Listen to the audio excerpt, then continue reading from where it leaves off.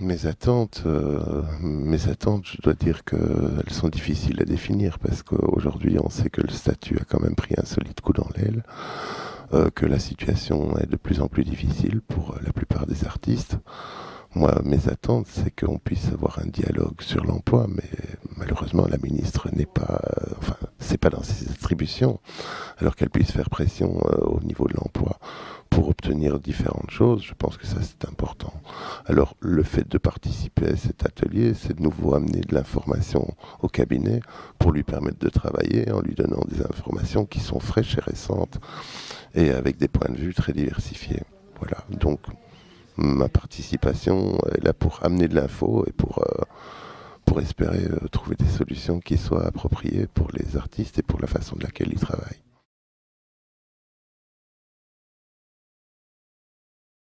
Mais le statut de l'artiste aujourd'hui devient plus compliqué à obtenir. Il y a toujours, à mon sens, une carence. Je veux dire, pour moi, j'ai écrit un article là-dessus. C'était dans les études du PAC où j'exprimais mon avis. Et à mon sens, si on voulait vraiment un statut d'artiste, bah, au lieu de donner des allocations de chômage aux artistes, on leur donnerait des allocations de travail. De cette manière, leur travail pourrait être reconnu. Toutes les heures qu'ils feraient en dehors des heures de contrat où ils jouent, hein, puisque les artistes jouent quand ils travaillent, eh bien toutes ces heures pourraient enfin être reconnues comme un travail effectif et non pas comme des périodes de chômage où on est censé ne rien faire.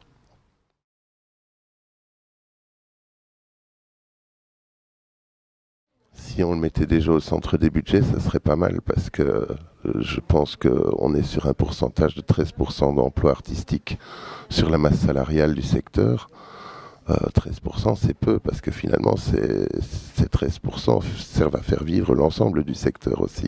Je veux dire, sans artistes, il n'y a plus de culture, il y a plus d'institutions où elles n'ont plus de raison d'être. Donc si on ne permet pas aux artistes à un moment de vivre décemment et de pouvoir mener leur travail, bah, effectivement, ça devient difficile. Et donc augmenter la masse salariale artistique, pour moi, oui, ça c'est quelque chose qui est important. Et de l'imposer au travers des contrats programmes est pour moi une solution envisageable.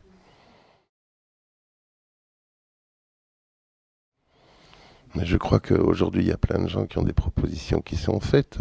Ce que c'est que ces propositions ne sont pas coordonnées ou elles sont sectorisées parce que les attentes des uns et les problématiques des uns ne sont pas celles des autres.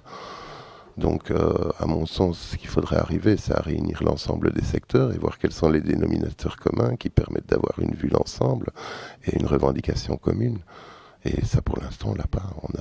On a vraiment des visions totalement éparses et qui ne permettent pas d'avoir une proposition claire à faire. Voilà.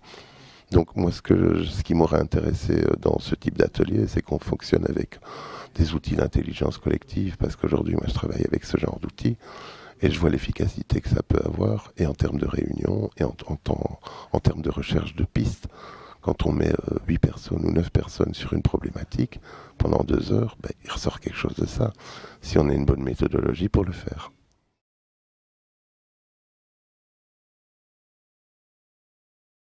Ben, la première reconnaissance, c'est effectivement que le travail soit reconnu.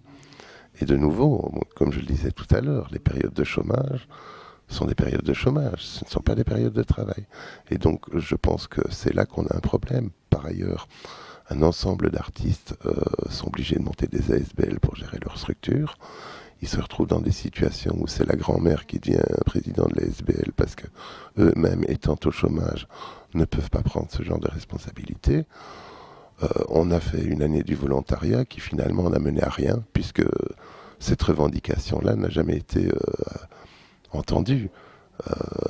Et ce sont un ensemble de pistes qui sont là et qui, à mon sens, devaient être explorées. Parce que pour moi, un artiste qui travaille pour son ASBL, ben, il fait une recherche d'emploi. Puisque c'est son ASBL qui, au bout du compte, en fonction du financement qu'elle va trouver, va pouvoir l'employer. Donc, pour moi, on est sur des recherches de cet ordre-là. Et moi, c'est les pistes que je suis, en tout cas.